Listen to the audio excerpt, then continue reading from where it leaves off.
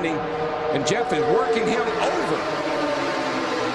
Look at that. Jeff's going to move him up out of the groove and get by him.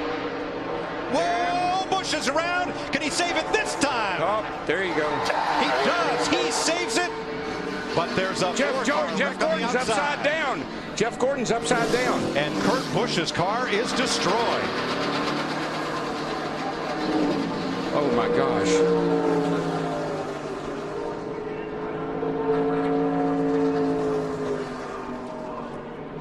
Backup car. You see Jeff down there, he just gets down on this left corner, and we've seen that time and time and time again. You got to stay off the left side. What do we do about that, though, man? How do we fix it? The drivers just have to make the decision that they've got to lay off that left side. Look at this long slide for Gordon, and that's Kurt Busch tangled up with him and Jimmy Johnson.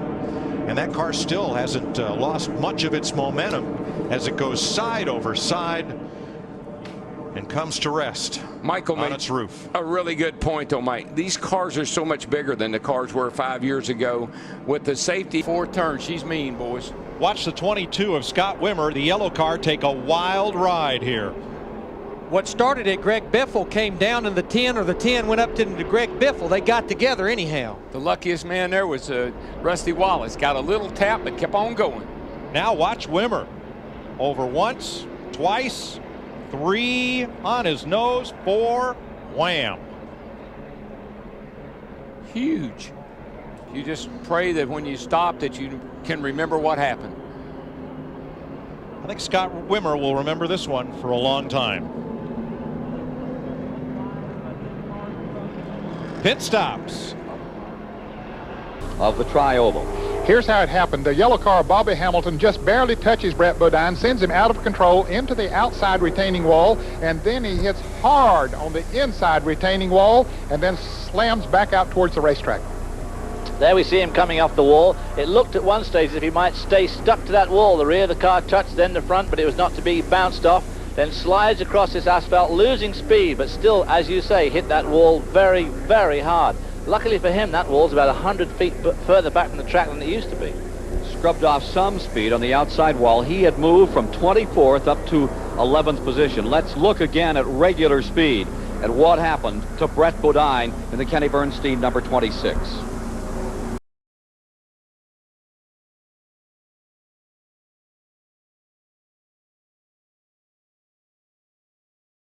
Here in the wreck, he finally gets between the apron and the banking and he rolls over.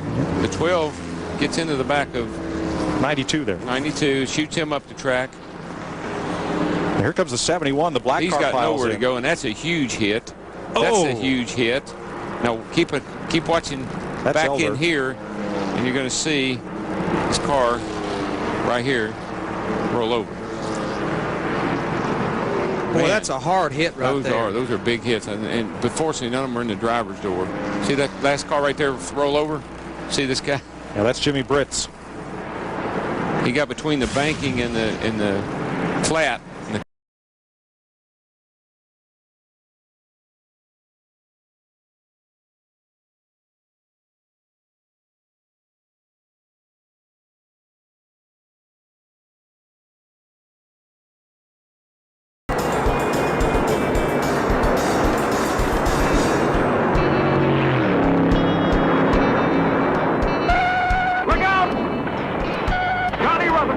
With Ned Jarrett and spins on his top for hundreds of feet.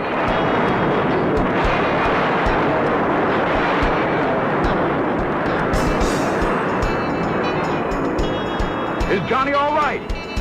He climbs out safe and spry, thanks to seat belts, shoulder harness, helmet, and roll bars, required by NASCAR regulations. Oh, and sideways. Back in the back, that's the 4 of Chase Miller. Chase Miller up on 2 wheels. A hard collision into the wall. Hey guys, we just crashed. He came down and made contact with a 75 of Dennis Setzer. He, in turn, ran into Brendan Gaughan. That's Brendan Gaughan's South Point Chevrolet right there. Vale's Cale Gale, Ron Hornaday's teammate.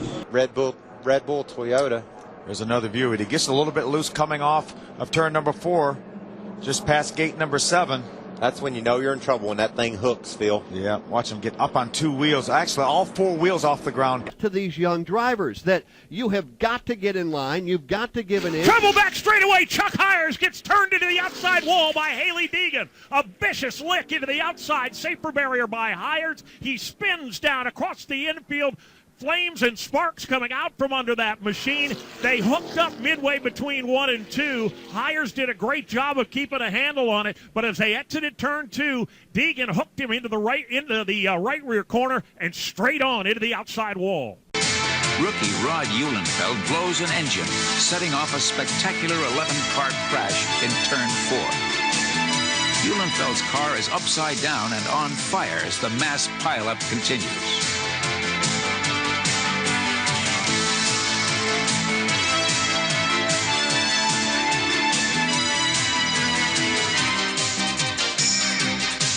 After nearly a minute, Eulenfeld climbs out unhurt.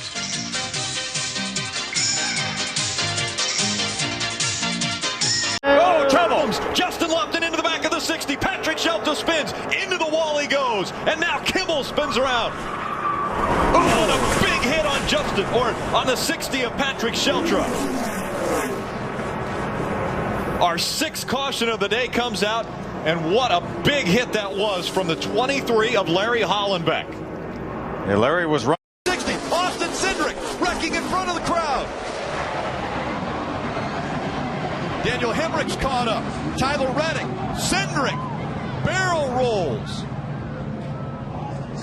Back a little bit. Matt Tiff's going to try to drive in there to get to his inside, and they just got together. 60 of Austin Cindric just wasn't on the very bottom of the racetrack. Opened up a little bit of hole that Matt Tiff you thought was there, and then you see right here the contact with Reddick. Started Cindric's flipping. That's very unusual to see a car flip that late. They need a breakaway from this pack at some point in time to try to run that. Oh, here we go, 3 wide. Jimmy. Oh, contact, and Jimmy Foster's on his side down the backstretch. More cars coming through. Scott Frayling is involved. One car spinning around upside down the back straightaway. And it comes to rest on all fours as the field tries to get slowed down. And then everybody else had no place to go. A different look looking up from turn 3. You see Foster's car get up on its side, go into the outside catch fence. There's Frayling there. The 28 car of Kelly is there. They come back across. And there we see Craylen hit is that the 75 car? Looks like Brent Moore, the Grease Lightning car, the Gary Moore on car, and it's up on its roof spinning around and around coming toward us, the Grease Lightning Ford. These 2 cars got to... They can't do this for 10 laps. Eric Jones around. Back across the field.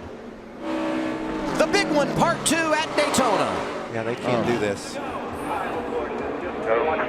high. Nice straight. Did anybody hit you there, Kel? A horrific crash for Kyle Busch, who slid through the infield grass and went head-on into the inside wall. And he is climbing from that car, and that is an unbelievable sight. Wow. I mean, he hit that wall head-on. Looked like he never even slowed down. Right here. Stay on the yellow line. They're trying to make something happen up top here. Stay on the yellow line. Jason White, and around they go. That will bring the caution out as Joey Coulter goes flying into the catch pit just past the start-finish line, and that will mean John King will win at Daytona. James Buescher in the 31 got into the back of that 22.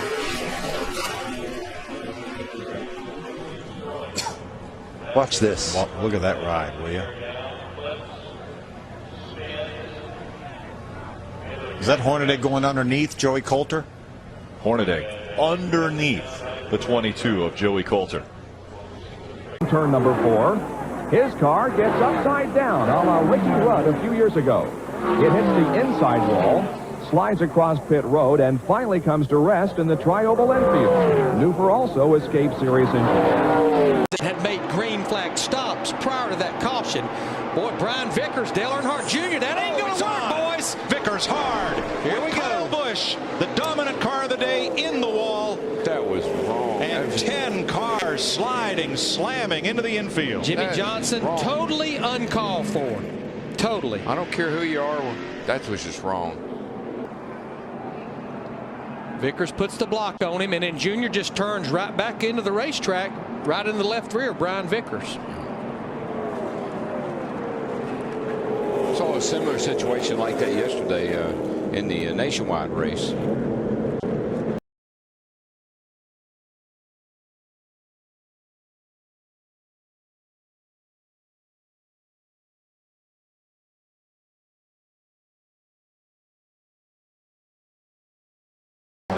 There's Larry Caudle in the 77 car that they are putting another lap up. He's on. He's now 2 laps down in 26th. Hey, you know, you got to have a partner. You got to get somebody to go with. Watch the Hobgoods. Oh, we got a car upside down, rolling here in the tri-oval, and another car spinning. That's Edward Howell in the 07. Yes, it is. Or, well, we'll stand by for that. Oh, I guess it. Oh, it's George Crenshaw. That's right. That's George Crenshaw in the 07. Behind Amick, and there's Donnie Duchesne. And he comes up and just gets a little bit loose. He goes across the racetrack, makes contact with Duchesne, and now he's going to just start flipping over. He got sideways, just started over and over.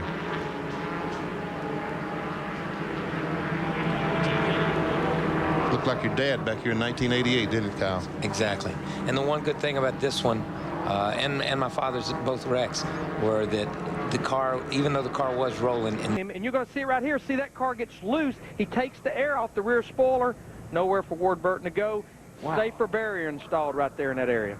Darrell, what I saw was the left front tire on Ward's car get the right front tire of Casey's car, and just like open wheel cars have separated themselves. A big push coming now for Harvick. Oh, and around goes a couple cars. Preece upside down. He's barrel rolling through the grass.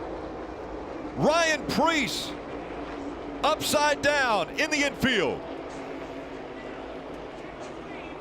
That is so scary. Remember, these cars are traveling at over 190 miles an hour.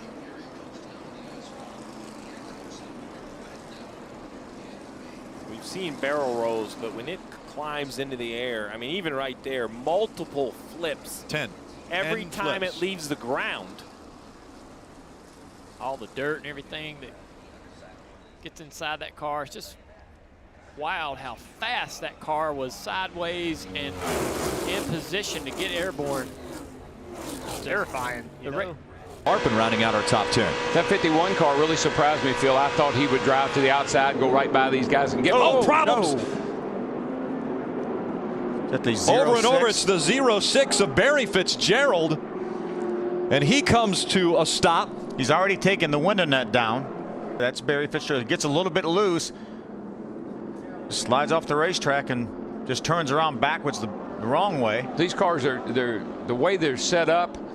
When they go on the left side like that, it's just almost they turn over. It's the way the cars are set up.